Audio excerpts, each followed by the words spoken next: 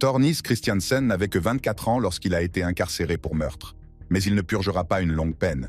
Un autre détenu s'en est assuré en le poignardant à mort peu de temps après son incarcération. Donald Harvey était surnommé l'ange de la mort. Mais derrière les barreaux, c'est plutôt la mort qui est venue le chercher. Sa vie s'est achevée sous les coups d'un co-détenu. Et Roger Kibb?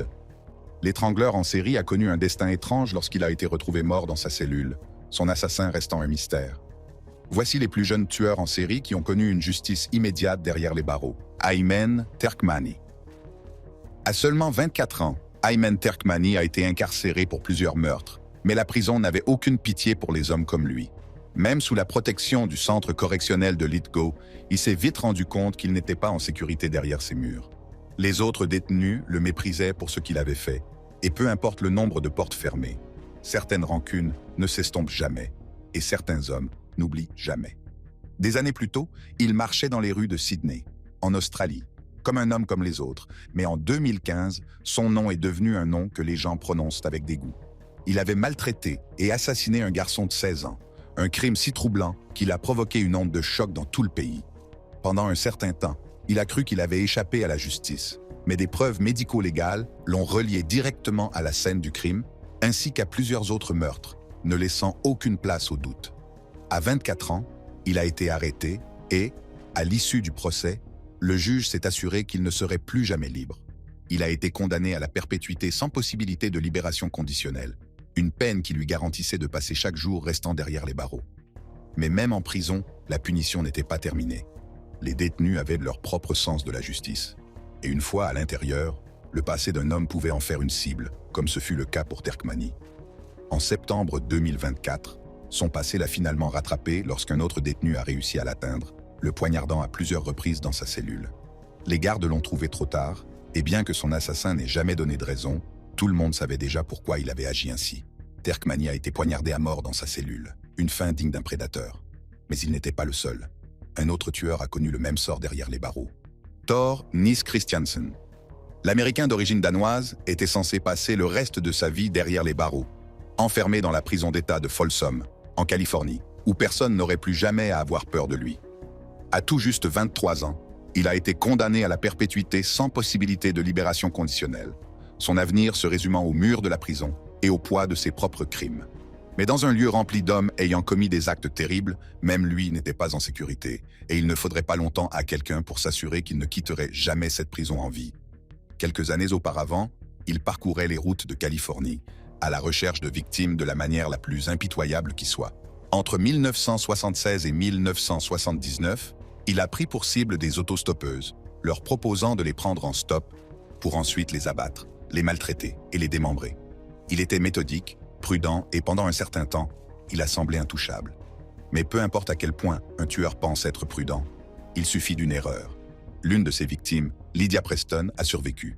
Elle n'a jamais oublié son visage. Puis, en 1980, elle l'a aperçu dans un bar, assis comme s'il n'avait rien fait de mal. Dès qu'elle l'a vu, elle a su. Elle a alerté la police et, quelques heures plus tard, Christiansen était en état d'arrestation. Les preuves sont accablantes. Il a été condamné à la prison à vie, un sort bien meilleur que celui qu'il avait réservé à ses victimes. Mais la prison a son propre système judiciaire. Un an seulement après sa condamnation, le 30 mars 1981, Christiansen est poignardé à mort dans la cour de la prison par un autre détenu. Son meurtrier n'a jamais donné de raison, mais dans un endroit comme Folsom, aucune explication n'était nécessaire. Certains hommes ne vieillissent pas derrière les barreaux. Christiansen est conduit dans la cour de la prison, où son sort est scellé. Le condamné suivant, sa mort a été tout aussi brutale, mais à l'aide d'une barre de métal. Jeffrey Dahmer. Connu sous le nom de cannibale de Milwaukee, Dahmer n'avait jamais imaginé qu'il finirait comme proie en prison. Pas à 34 ans. Après plus d'une décennie de terreur, après avoir ôté la vie à 17 personnes, sa folie meurtrière a pris fin. Il a été condamné à 16 peines d'emprisonnement à perpétuité, soit un total de 941 ans, à l'établissement pénitentiaire de Columbia, dans le Wisconsin. Cette fois, il n'y aura pas d'évasion. Pendant des années, Dahmer a été un prédateur à la vue de tous. Il était calme, maladroit et banal, le genre de personne que personne ne soupçonnerait. Mais derrière les murs de son appartement de Milwaukee, il vivait ses désirs les plus fous. Il attirait les jeunes hommes et les garçons en leur proposant des boissons, de l'argent ou simplement un endroit où passer du temps. Une fois à l'intérieur, il les droguait, les étranglait, puis faisait subir à leur corps des choses innommables. Il gardait les crânes comme trophées, prenait des photos troublantes et mangeait même certaines de ses victimes. Il s'en est tiré pendant des années. Même lorsque les voisins se plaignaient de l'odeur épouvantable qui se dégageait de son appartement, il avait toujours une excuse. Mais le 22 juillet 1991, tout a changé. L'une de ses victimes, Tracy Edwards, a réussi à s'échapper et a conduit la police directement à la porte de Dahmer. Ce qu'ils découvrent à l'intérieur dépasse l'entendement. Les agents ont trouvé des têtes coupées dans le réfrigérateur, des restes humains stockés dans des conteneurs et des photographies troublantes. 3 ans après le début de sa peine, le passé de Dahmer le rattrape.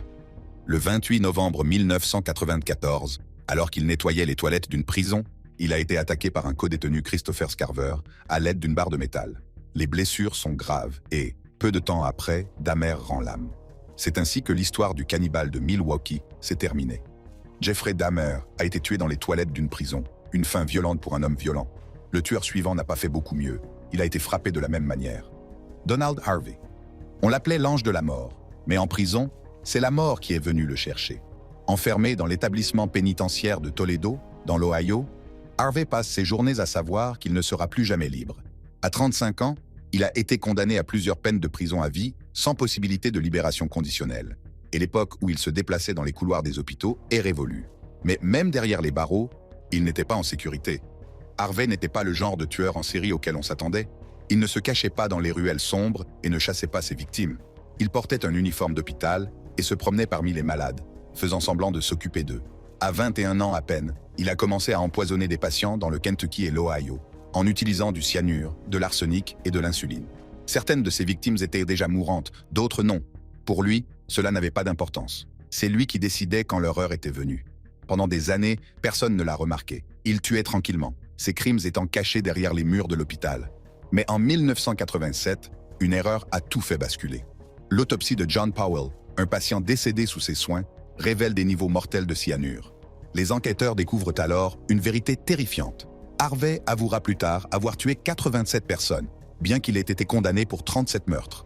En prison, il n'a montré aucun remords. Il a admis qu'il aimait regarder les patients mourir. Mais le 28 mars 2017, le détenu James Elliott a fait irruption dans sa cellule et l'a sauvagement battu. 2 jours plus tard, il était mort d'un grave traumatisme crânien. Harvey a été tellement battu qu'il est mort 2 jours plus tard. Le condamné suivant n'a pas eu autant de temps. Son assassin s'est assuré qu'il ne se relèverait jamais. Albert DeSalvo. DeSalvo est resté un mystère, jusqu'à ce que la mort le rattrape peu de temps après son incarcération. À 31 ans, il avait été condamné à la prison à vie, mais pas pour les crimes qui l'avaient rendu célèbre.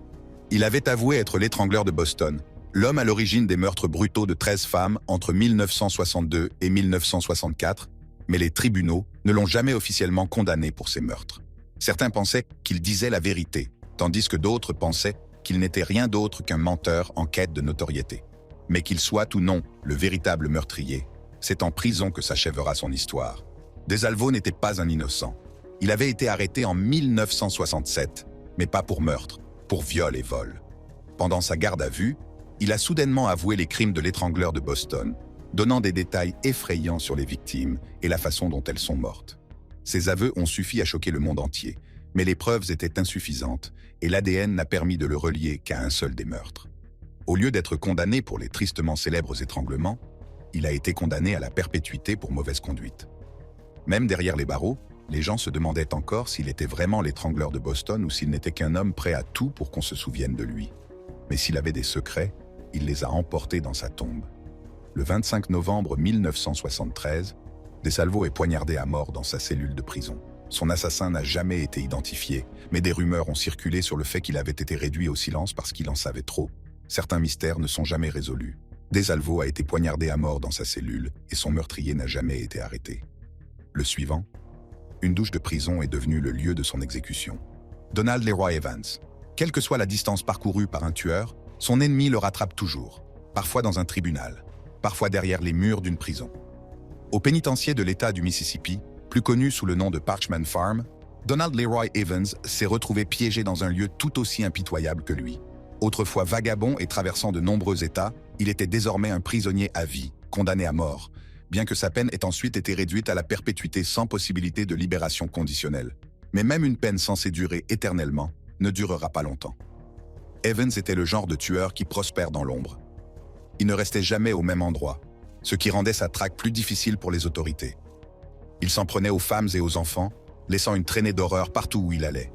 Il a affirmé avoir tué plus de 70 personnes, mais les enquêteurs n'ont pu prouver que 3 meurtres. Il est tombé en 1991, après avoir enlevé, violé et assassiné Béatrice Louise Root, une fillette de 10 ans, dans le Mississippi. Ce crime a scellé son destin. À 35 ans à peine, Evans est arrêté et, cette fois, il n'échappe pas à la justice. Il avoue des dizaines de meurtres, mais on ne sait pas s'il dit la vérité ou s'il cherche simplement à attirer l'attention. Quoi qu'il en soit, le juge lui a infligé la peine la plus sévère possible, la mort. Mais après des recours juridiques, sa peine a été réduite à la réclusion à perpétuité sans possibilité de libération conditionnelle, ce qui a permis de s'assurer qu'il ne reviendrait jamais en liberté. La prison, cependant, avait sa propre forme de justice. Le 5 janvier 1999, alors qu'il prenait une douche dans l'établissement pénitentiaire, Evans a été poignardé à plusieurs reprises par un autre détenu. Son meurtrier n'a jamais été identifié, mais aucune larme n'a été versée pour l'homme qui s'était autrefois vanté d'avoir ôté la vie à tant d'innocents. Evans s'est vidé de son sang dans les douches, un dernier acte de justice carcérale. Le condamné suivant n'a même pas tenu jusqu'au matin. Son compagnon de cellule s'en est chargé. Roger Kibbe. Certains tueurs pensent que la prison est leur punition, mais pour des hommes comme Roger Kibbe, le véritable jugement vient souvent de ceux qui sont enfermés à leur côté.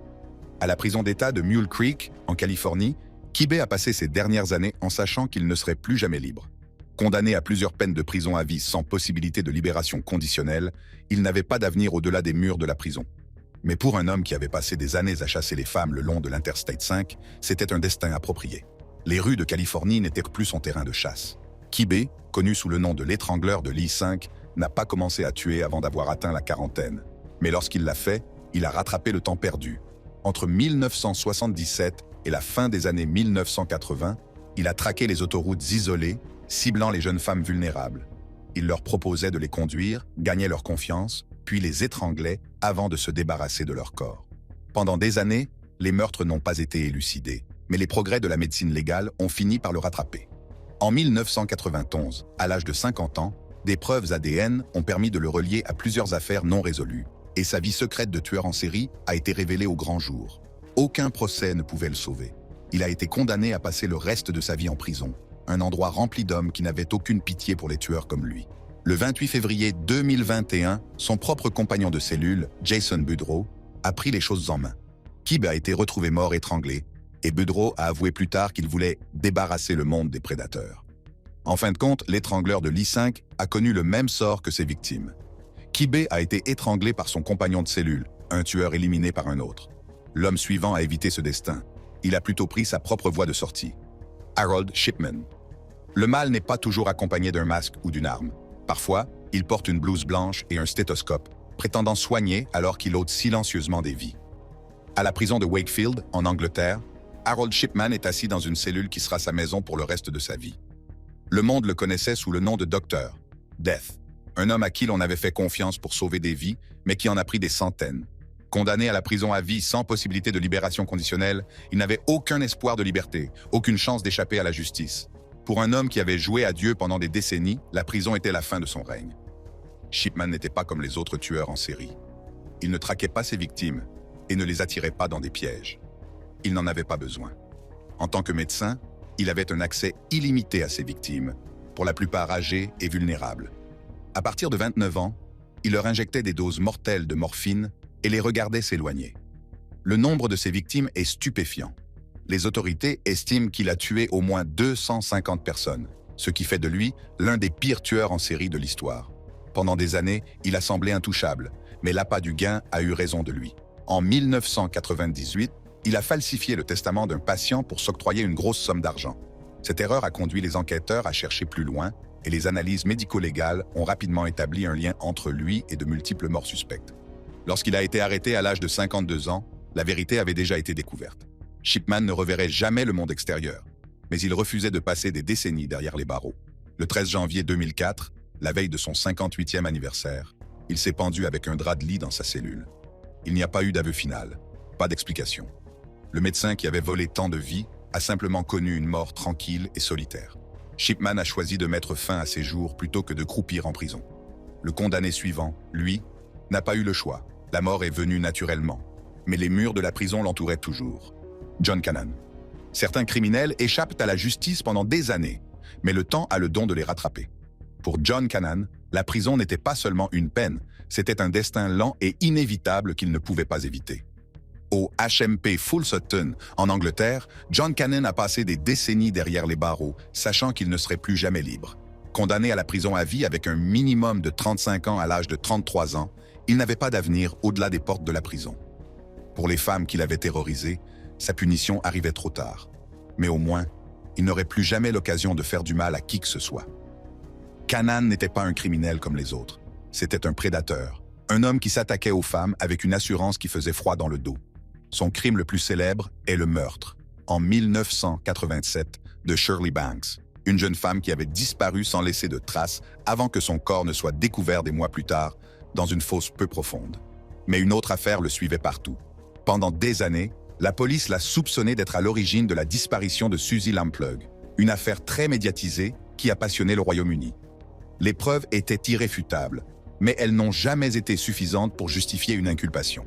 À ce jour, son corps n'a jamais été retrouvé, et Cannan a emporté dans sa tombe tous les secrets qu'il détenait. Après avoir passé près de 4 décennies en prison, son histoire a connu une fin tranquille. En novembre 2024, après avoir souffert de problèmes de santé à long terme, il est mort de cause naturelle. La question de savoir s'il était vraiment coupable de plus que ce que la loi pouvait prouver restera un mystère. Mais en fin de compte, la justice avait déjà scellé son destin. Le corps de Cannan a rendu l'âme après des années passées derrière les barreaux. Le condamné suivant n'a pas eu ce luxe. Son cœur a lâché après des décennies de disgrâce.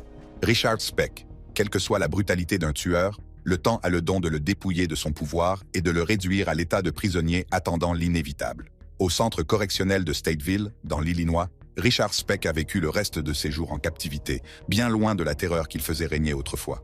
Condamné à mort à l'origine, il a réussi à échapper à l'exécution lorsqu'un arrêt de la Cour suprême a annulé la peine de mort, réduisant sa peine à la prison à vie. Mais s'il a évité la chaise électrique, il n'a pas pu échapper au poids de ce qu'il avait fait. Le 13 juillet 1966, Speck a perpétré l'un des massacres les plus horribles de l'histoire américaine. Cette nuit-là, il s'est introduit dans un dortoir de Chicago, abritant des étudiantes infirmières, passant d'une chambre à l'autre, les attachant, les étranglant, les poignardant et les violant l'une après l'autre. À la fin du cauchemar, 8 jeunes femmes étaient mortes. Il n'a montré aucune émotion, aucune hésitation, juste une cruauté pure et calculée. Speck a été arrêté le lendemain après une tentative de suicide ratée dans sa chambre d'hôtel. Il avait 24 ans à l'époque. Alors qu'il était soigné à l'hôpital, un employé à l'œil vif a remarqué son tatouage « Born to Raise Hell » et a alerté la police. Sa capture a été rapide, mais elle n'effacera jamais l'horreur de cette nuit-là. La prison ne l'a pas brisé. Au contraire, elle a révélé à quel point il n'avait pas de remords. Des fuites de cassettes le montrent en train de se droguer, de se procurer clandestinement des hormones pour se faire pousser les seins et de se livrer à des activités sexuelles avec d'autres détenus, tout en se moquant de ses crimes. Le 5 décembre 1991, son corps lâche enfin.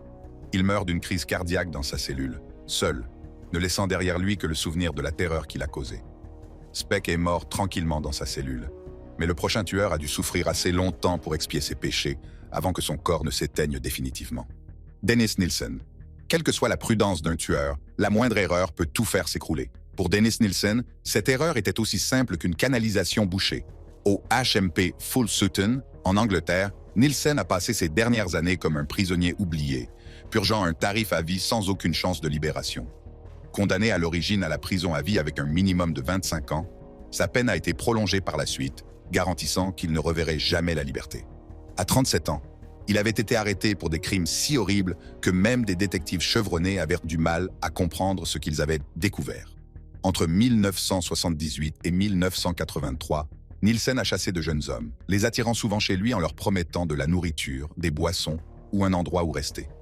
Une fois à l'intérieur, il les étranglait, démembrait leur corps et conservait leurs restes pendant des semaines, traitant ses victimes comme s'il s'agissait d'objets à posséder. Il a par la suite admis avoir tué au moins 12 hommes, mais le nombre réel ne sera peut-être jamais connu. Pendant des années, il a bien caché ses crimes. Mais en 1983, le secret qu'il avait enterré, littéralement, a commencé à remonter à la surface. Des restes humains ont obstrué l'égout situé à l'extérieur de son appartement, ce qui a conduit à une enquête qui a permis de découvrir l'étendue de ses atrocités. Lorsque la police l'a confronté, il s'est confessé avec une facilité effrayante, comme s'il était soulagé de partager enfin son histoire tordue. En prison, il a passé ses journées à l'isolement, souffrant de graves douleurs à l'estomac au cours des derniers mois. Le 12 mai 2018, ces douleurs sont devenues fatales lorsqu'il est décédé d'une rupture d'anévrisme de l'aorte abdominale. Pour un homme qui avait passé sa vie à recueillir les derniers souffles des autres, sa propre fin est arrivée lentement et douloureusement, sans que personne ne puisse plus le sauver. Nielsen a passé ses derniers jours à agoniser avant de mourir en prison. Le condamné suivant? Sa fin a été moins douloureuse, mais tout aussi définitive. Ronald DeFeo Jr. Ce tueur en série est devenu tristement célèbre, non seulement pour son crime, mais aussi pour la légende qu'il a inspirée, l'horreur d'Amityville. Enfermé dans le centre correctionnel de Sullivan à New York, DeFeo a passé des décennies derrière les barreaux, purgeant 6 peines de prison à perpétuité consécutive pour un crime qui a choqué la nation. À tout juste 23 ans, il a été arrêté pour avoir assassiné toute sa famille dans son sommeil, un massacre qui a laissé 6 personnes mortes dans leur propre maison. Mais même des années plus tard, personne ne pouvait dire avec certitude pourquoi il avait agi de la sorte. Le 13 novembre 1974, DeFeo s'est emparé d'un fusil et a systématiquement abattu ses parents et ses 4 jeunes frères et sœurs pendant qu'ils dormaient dans leur maison d'Amityville, dans l'État de New York. Au début, il a raconté à la police une histoire abracadabrante, affirmant que sa famille avait été tuée par un tueur à gages de la mafia. Mais les preuves ne correspondaient pas à ses paroles et, peu après, il a avoué. Son mobile reste un mystère. Certains l'accusent d'avoir consommé de la drogue, d'autres évoquent des antécédents de violence familiale, et quelques-uns pensent même que des forces surnaturelles sont impliquées. Quelle que soit la raison, les meurtres ont servi de base à l'une des plus célèbres histoires de maisons hantées de l'histoire. Pendant près de 5 décennies, DeFeo est resté derrière les barreaux. Puis, le 12 mars 2021, à l'âge de 69 ans, il est mort en détention à la suite de problèmes de santé non divulgués. L'homme à l'origine de la légende d'Amityville n'était plus là, mais l'histoire sinistre de cette maison et de l'horreur qu'elle renfermait perdure. Ronald DeFeo s'est éteint dans sa cellule, son passé le hantant toujours. Le prochain détenu, il est mort, en attendant une exécution qui n'a jamais eu lieu. César Barron. Pour certains tueurs, la mort vient des mains de la justice. Pour d'autres, c'est le temps qui les punit. Au pénitencier de l'État de l'Oregon, César Barron a passé des années à attendre une exécution qui n'a jamais eu lieu. Condamné à mort, il est resté dans le couloir de la mort alors que les appels juridiques s'éternisaient et que son sort était incertain. Mais en fin de compte, ce n'est pas le bourreau qui l'a réclamé, c'est son propre corps défaillant. Les crimes de Barron étaient aussi cruels que délibérés. Entre 1991 et 1993, il a assassiné 4 femmes dans l'Oregon, les maltraitant souvent avant de les tuer. Il ciblait les personnes vulnérables, celles qui ne pouvaient pas se défendre, et il prenait plaisir à les faire souffrir. Il était prudent, calculateur, et pendant un certain temps, il a réussi à éviter les soupçons. Mais en 1995, sa chance a tourné. Des preuves médico-légales et le témoignage d'un survivant ont finalement permis de le relier à ces crimes brutaux, et il a été arrêté à l'âge de 34 ans. Les preuves contre lui étaient accablantes et le jury n'a pas perdu de temps pour le condamner à mort. Pourtant, malgré sa punition, il n'a jamais atteint la chambre d'exécution. Au lieu de cela, son corps a commencé à lui faire défaut. Au fil des ans, des problèmes médicaux chroniques l'ont affaibli et, le 24 décembre 2009, il est mort de cause naturelle alors qu'il se trouvait encore dans le couloir de la mort. L'État n'a jamais eu l'occasion d'exécuter sa peine. Mais en fin de compte, la nature a fait ce que le système ne pouvait pas faire. Elle l'a arrêté pour de bon. Barron a dépéri dans le couloir de la mort avant d'être emporté par la maladie. Le prisonnier suivant n'a pas duré aussi longtemps. La cause de sa mort reste un mystère. Daniel Street Huber. Daniel Street Huber a été envoyé en prison pour purger sa peine, mais il n'a jamais vécu assez longtemps pour voir la fin de sa condamnation. Enfermé à la Clinton Correctional Facility de New York, il purgeait une peine de 50 ans pour un crime si brutal qu'il a bouleversé la ville. Arrêté à l'âge de 37 ans en 2014, il était connu sous le nom d'Éventreur de Brooklyn, un homme qui avait transformé un banal trajet en ascenseur en une scène d'horreur. Ce jour-là, en 2014, 2 enfants innocents, Prince Joshua Avito, 6 ans, et Michaela Capers, 7 ans, sont entrés dans un ascenseur sans savoir que leur vie allait changer à jamais. Sans crier gare, Saint-Hubert a sorti un couteau et les a attaqués, les poignardant à plusieurs reprises avant de s'enfuir. Lorsque les secours sont arrivés, Avito était mort et Capers s'accrochait à peine à la vie. Le crime a provoqué une onde de choc à New York, déclenchant une vaste chasse à l'homme.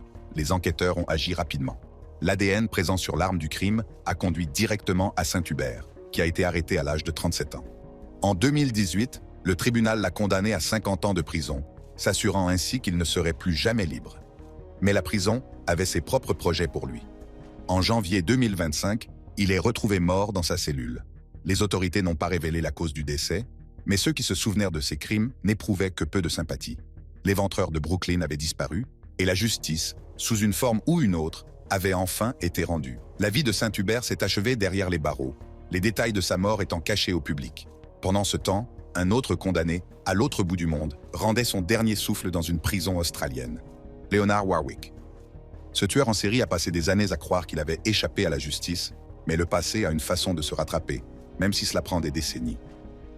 À la prison Supermax de Goulburn, en Australie, Leonard Warwick a vécu ses derniers jours dans un isolement total, loin de la vie qu'il avait connue.